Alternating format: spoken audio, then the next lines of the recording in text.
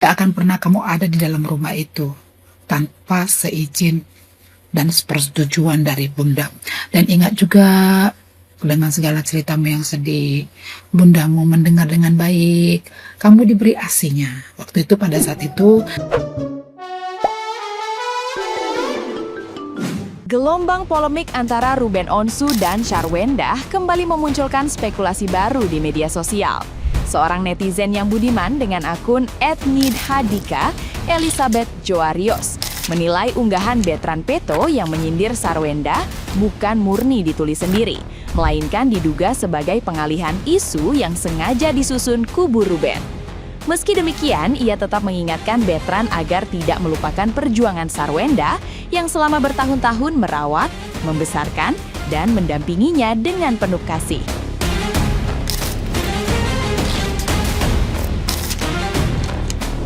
Netizen yang berbakti itu juga meminta Sharwenda berhenti menghilang dari hadapan publik dan kembali menjalani aktivitas seperti biasa.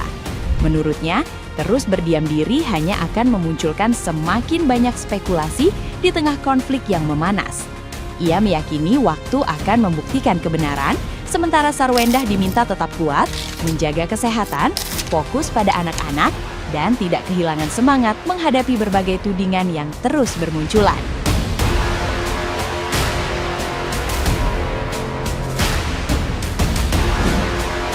sampai hari ini kita nggak melihat Sharwenda live atau nongol di media sosial atau di mana aja.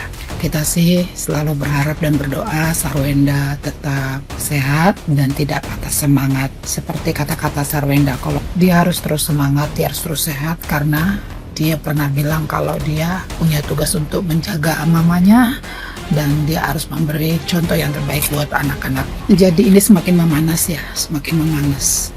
Jadi aku mendapat crop-cropan dari teman aku, karena untuk akun Instagram si Onyo itu aku udah blokir, ya kan. Jadi aku dapat potongan story-story dari si Onyo dari teman aku. Dan aku kaget banget isi daripada story Onyo yang begitu panjang lebar, dan aku melihat ini kayaknya bukan Onyo deh yang bikin story ini. Walaupun sebenarnya aku sebelum kesel dan kecewa banget sama itu bocah ya kan, tapi kayak itunya bukan Onyo deh yang membuat rangkaian. Jadi kayak ada tim kreatifnya yang sedang membuat sebuah rangkaian seperti itu, dibikin kayak kalimat yang agak-agak sedikit belepotan. Kan memang kalau si Onyo itu kan kalau ngomong sedikit belepotan ya, seolah-olah itu Onyo yang bikin gitu. Kalau aku sih menyimpulkannya seperti itu. Story itu nongol setelah kemarin aku lihat di postingan, aku nggak tahu ini postingan di media sosial yang mana, apa di tweet, apa di Facebook atau di TikTok, aku nggak tahu. Ada postingan yang di tweet, jadi pelukan antara ayah dan anak. Di situ ada istilah tulisannya itu tanda kutip, terong makan terong, lihat aja suatu hari nanti bla bla bla bla gitu. Aku kayak ini kan mereka berdua nih, tapi ya kita nggak semudah itu juga percaya ya kan, ya udah. Tapi setelah itu seliweran di tweet, muncullah story-story itu. Apakah itu sengaja dibuat story seperti itu supaya kayak semacam pengalihan, emang politik doang yang perlu dialihkan ABCD gitu ya kan? Apa ini sebuah pengalihan agar orang tidak terbawa dengan cerita yang diangkat di tweet itu gitu? Apakah ini sengaja atau gimana? Tapi kalau misalnya itu benar sih Onyo yang bikin story itu, pesan buat Onyo ya, jangan lupa kebaikan bunda kamu. Ingat lagi, tidak akan pernah kamu ada di dalam rumah itu tanpa seizin dan persetujuan dari bunda. Dan ingat juga, dengan segala ceritamu yang sedih, bundamu mendengar dengan baik. Kamu diberi asinya.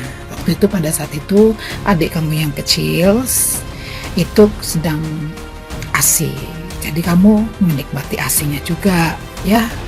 Terus ingat usaha bunda kamu yang gak pernah dilakukan oleh ibu yang melahirkan kamu. Menyiapkan makanmu, sarapanmu, bekalmu, menyiapkan hal yang kamu butuhkan untuk sekolahmu, akademismu, semuanya bundamu perhatikan.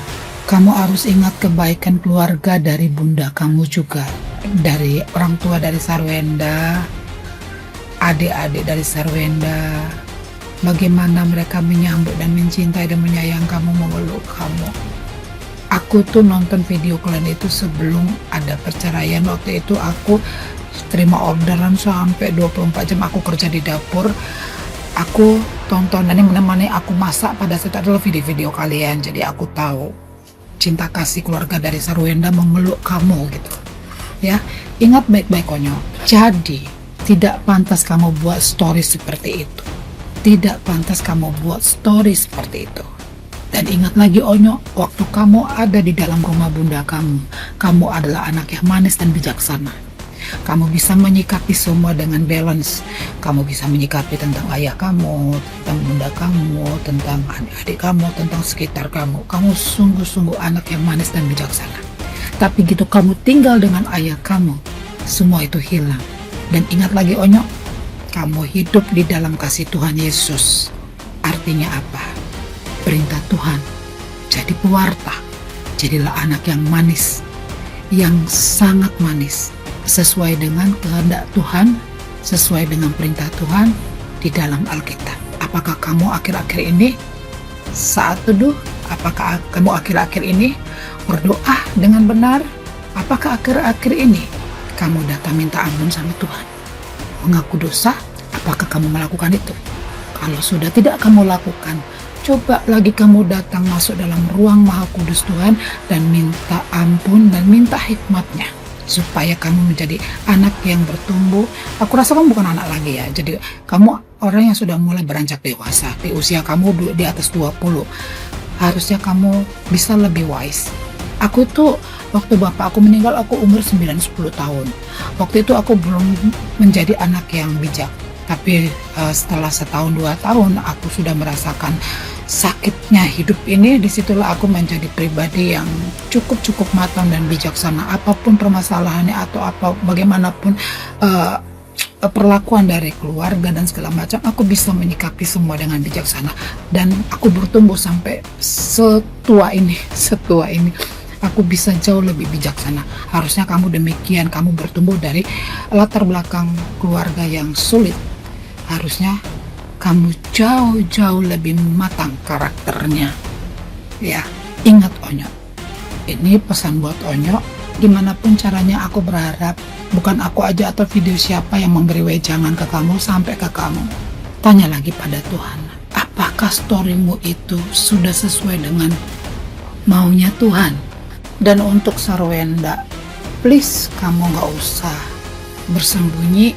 Karena masalah itu, karena dengan apa yang kamu lakukan saat ini, kamu sembunyi, kamu tidak muncul, itu sebenarnya kamu hanya mengulur waktu. Kamu tidak menyelesaikan. Bagaimana cara menyelesaikannya? Bagaimana solusinya? Kamu keluar, beraktivitas seperti biasa. Kamu jualan sesuai, ya seberapa yang tersisa. Kamu jualan aja live. Jalani, hadapi semuanya. Karena waktu akan mengikis semua itu dan akan menjawab dan akan menolong kamu, dan Tuhan akan membantu mengungkap dengan caranya Tuhan siapa sebenarnya musuh kamu. Aku ada satu lagu buat Sarwenda dan kamu ini tahu lagunya pasti ya.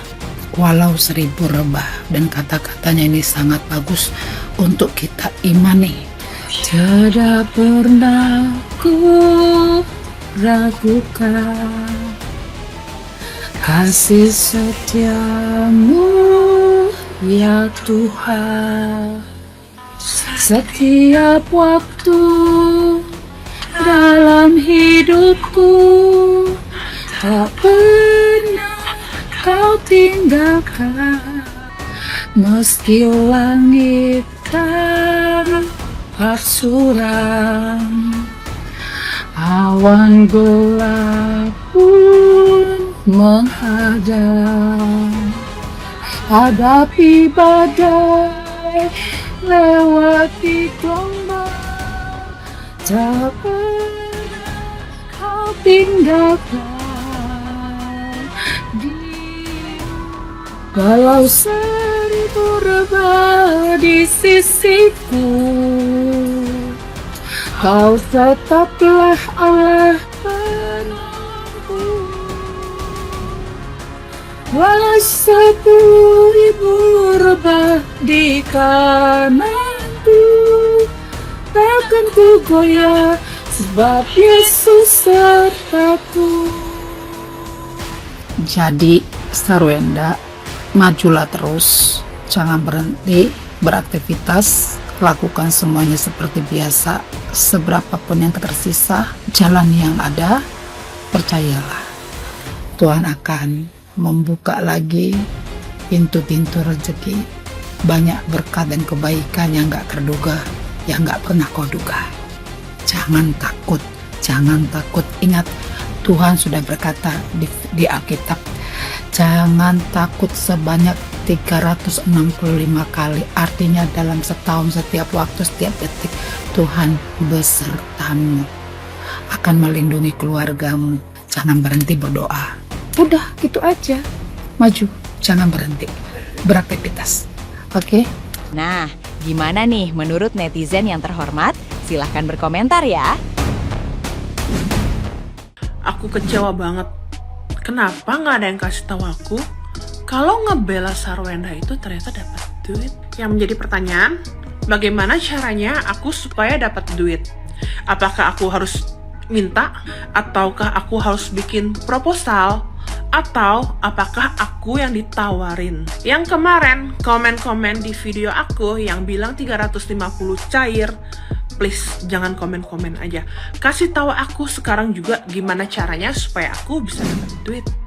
Orang yang selalu fitnah, orang yang selalu mengatakan penerima 300 perak, orang yang selalu mengatakan Gunung Kawi atau Pasugian, aslinya dialah pelaku utamanya penerima 300 perak. Aslinya dialah pelaku utamanya yang selalu ke Gunung Kawi untuk Pasugian. Kalau dia orang baik, tidak akan pernah seujun terhadap orang lain tanpa ada bukti. Kalau dia orang jahat, pasti dia akan selalu seujun terhadap orang lain karena menyamakan dirinya dengan yang jahat itu. Wajar sih banyak wanita yang iri sama Bunda S secara cowoknya sekarang ya kan, berondong ya kan, terus ganteng, baik, tajir. Ya kepanasan lah para wanita-wanita yang gak talon di luar sana, yang gak bisa mendapatkan CEO. Jadi dibuat orang itulah gosip-gosip atau konten atau statement yang tidak sesuai fakta, supaya nama CEO ini buruk, biar si Bunda S meninggalkan CEO. Hei para wanita yang gak talon, gak usah kalian berharap lebih. CEO itu tulus cintai sama si Bunda S, gak seperti laki kalian, habis manis sepah dibuang. Jadi jangan samakan sama CEO ya, oke? Kenapa? Terlalu ganteng CEO itu untuk Bunda S, sehingga kalian panas ketika kalian itu melihat Bunda S sama CEO. Berame-rame kalian ngebully CEO, rame-rame kalian ngebully Bunda S. Nggak adanya urusan kalian lagi, yang nggak bahagianya hidup kalian, sampai kalian kepanasan menengok orang bahagia. Bisa kita benci sama orang, tapi setidaknya kau kenal dulu orang yang kau benciin. Kau kenal enggak? Dia pun belum tentu mengenalmu, tapi bisa kau sebenci itu. Biasanya kita benci sama orang ya kalau bisa dia pernah menyakiti kita gitu loh. Terus CEO sama Bunda S pernah nggak nyakitin kalian? Woi, para wanita yang gak talon, yang ngebully CEO, pernah nggak mereka nyakitin kalian? Makanya kalian sebenci itu sama mereka. Gara-gara bulian kalian netizen teh Bunda S sampai sekarang nggak live, nggak ada lah kalian ya.